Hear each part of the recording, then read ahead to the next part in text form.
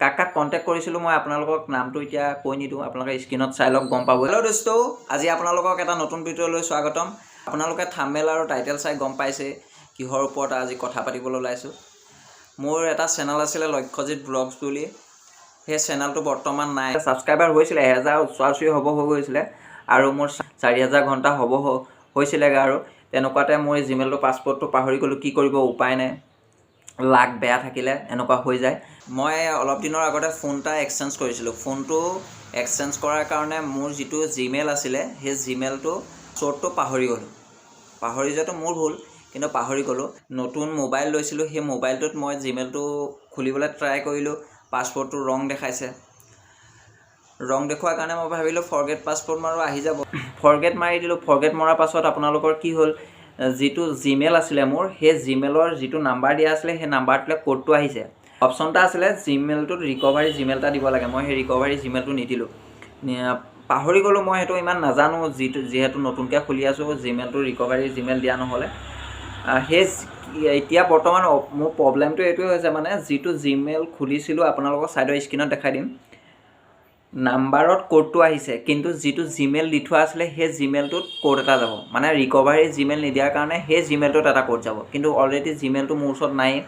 সেইকাৰণে জিমেইলটো খুলিব পৰা নহ'লে আৰু চেনেলটো এতিয়া নাই। গুগলত জিমেইলত গৈ পিনি মই বেলেগ এটা জিমেইল খুলি অলৰেডি সেইটোত গৈ পিনি মেইল কৰিলোঁ, আপোনালোকৰ স্ক্ৰীণত দেখাই দিম। মেইল কৰিলোঁ, কোনো ৰেছপণ্ড নকৰিলে। 24 ঘণ্টাৰ ভিতৰত দিব বুলি কয়, নাই। 48 ঘণ্টাৰ ভিতৰত দিব বুলি ক'লে, নাই। টুইটতো কোনো মেছেজ নাহিলে, ৰিপ্লাই নাহিলে।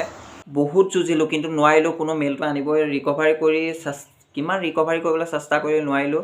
আপোনালোককো ক'ব বিচাৰোঁ যে আপোনালোকে যদি নতুন ইউটিউবাৰ, জিমেইলটোত এটা ৰিকভাৰী ইমেইল দিবলৈ আহে, সেই ৰিকভাৰী ইমেইলটো দিব। আৰু কেনেকৈ দিয়ে কি কথা মই ছাইডৰ স্ক্ৰীণত দেখাই দিম, আপোনালোকে চাই লওক।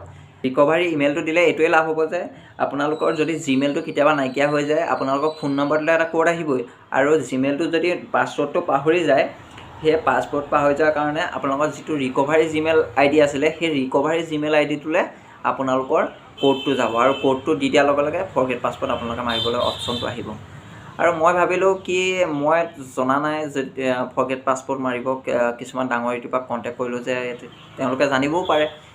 জানিব পাৰে কাৰণে মই কণ্টেক্ট কৰি চালোঁ, ইনষ্টাগ্ৰামতো মেছেজ কৰি চালোঁ, মেইলতো জিমেইলত গৈ পিনি মেইল দি চালোঁ, কোনো ৰিপ্লাই ৰেছপণ্ড নকৰিলে।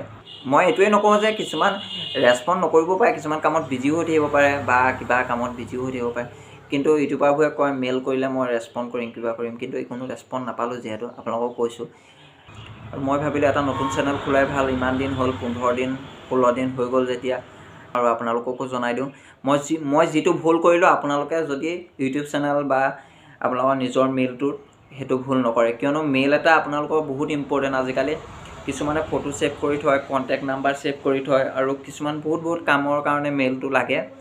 আপোনালোকেও সেই মেইলটোত এটা ৰিকভাৰী মেইল দি থওক, আৰু আপোনালোকেও ভৱিষ্যতে কেতিয়াবা পাছৱৰ্ডটো যদি পাহৰে, তেতিয়া সেই ৰিকভাৰী মেইলটোলৈ কোড এটা যাব। সেই কোডটো থাকিলে আপোনালোকে আকৌ ফৰগেট পাছৱৰ্ড মাৰিব পাৰিব, কোনো অসুবিধা নহয়। আৰু আপোনালোককো সেইটো জনাই দিব বিচাৰিলোঁ। আৰু মই এই চেনেলটো নতুনকৈ খুলিছোঁ, আপোনালোকে অকণমান ছাপোৰ্ট কৰিব। চেনেলটো ছাবস্ক্ৰাইব কৰি থওক। মোৰ এটা ফেচবুকত পেজ আছে লক্ষ্যজিৎ বুলি, তাতো গৈ পিনি যদি পেজটো ফ'ল' কৰি থয়, মই ক'ত গৈ থাকোঁ, কি কৰি থাকোঁ আপোনালোকে গম পাই থাকিব। চেনেলটো আঁকোৱালি ল'ব বুলি আশা ৰাখিলোঁ। তেতিয়ালৈ আজিলৈ বাই বাই, জয় অসম।